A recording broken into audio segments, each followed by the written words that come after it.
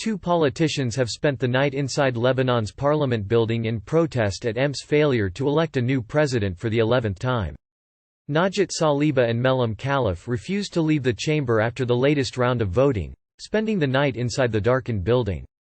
The outgoing president's term expired on 31 October and a replacement should have been voted in before he left. But Lebanon's various sectarian parties have still not agreed on a successor. "No one tried to remove us," Najat Saliba told the BBC. On the contrary, the parliament staff were very helpful and even opened meeting rooms for us in addition to the General Assembly Hall.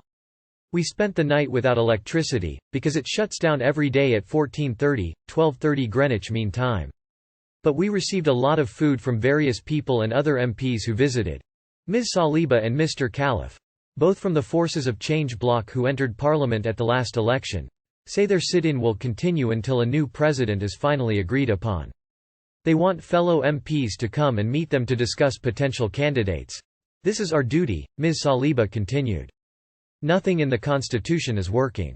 The political system in Lebanon is in a state of gridlock and the walls between the parties are becoming thicker.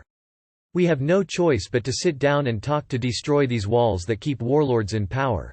So far, each of the 11 electoral sessions to appoint a successor to former President Michel Aoun has ended in failure.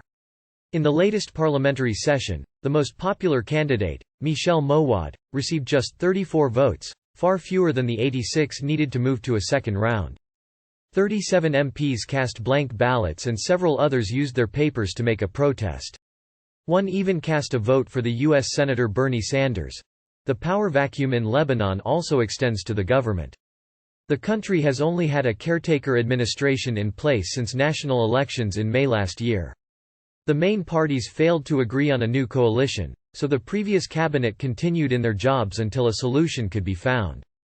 But without an official mandate, the government is unable to move ahead on dealing with Lebanon's crippling economic crisis. As MPs once again failed to break the presidential deadlock, Lebanon's currency reached a new record low. 50,000 Lebanese lira are now worth just $1 on the country's parallel market, or black market.